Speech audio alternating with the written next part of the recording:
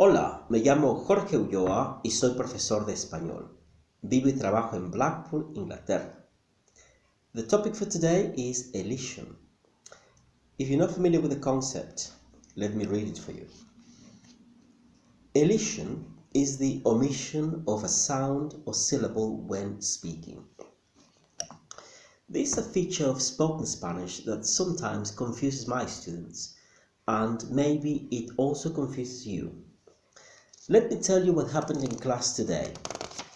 The topic of today's class was La Familia. I played a recording and the girl on the recording said, "Tengo una hermana que se llama Ana."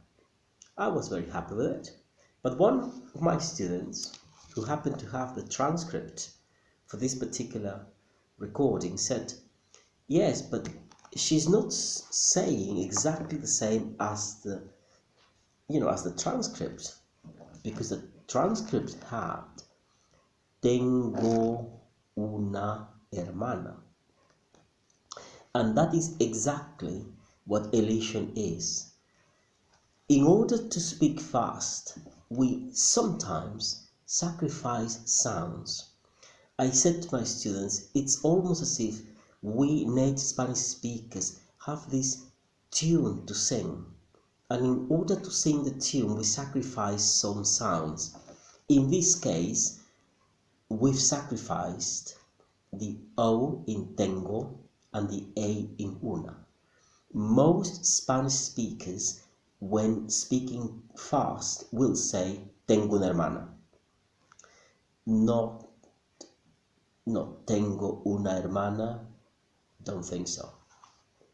I think that most teachers will agree with me. I hope they do.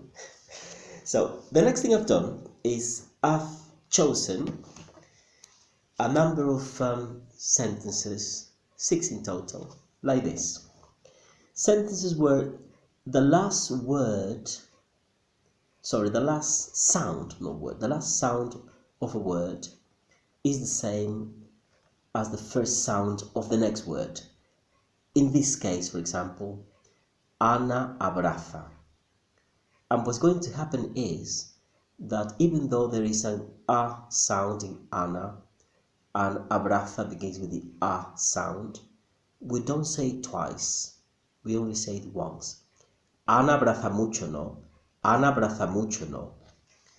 And I've got examples for the 5 vowel sounds in Spanish: A, E, I, O, U. And I'm going to read them naturally now, for you to get used to this. The idea of elision. Sometimes it's better to getting used to listen Spanish without analyzing it too much. Of course, when it gets too complicated, then you need to say, wait a minute, what is this all about? So, número 2. ¿Dónde está la catedral? ¿Dónde está la catedral? Número 3. Sirene va a México. Sirene va a México. Número 4. 8 obreros. 8 obreros. 8 obreros. Número 5. Su ubicación exacta, por favor. Su ubicación exacta, por favor. Número 6. ¿Cómo se escribe? ¿Cómo se escribe? And number 7 is my favorite. It's a case of extreme elision. Some teachers think that this shouldn't be taught. I think it should, because this is Spanish for the real world. And also these 2 phrases appear in salsa songs and in one of my favorite songs of all time, La Bamba. Pa mí instead of para mí, and pa ti instead of para ti. I really like this too, because this is what you will hear on the streets of any Spanish-speaking country. Spain, Peru, Mexico, Argentina. This is what people will say on the streets because we want to speak fast. We need to speak fast. When we write, of course, we write para mí, para ti. But when we speak quickly, with family, with friends, It's about communicating rather than grammatical precision. And that is all for now.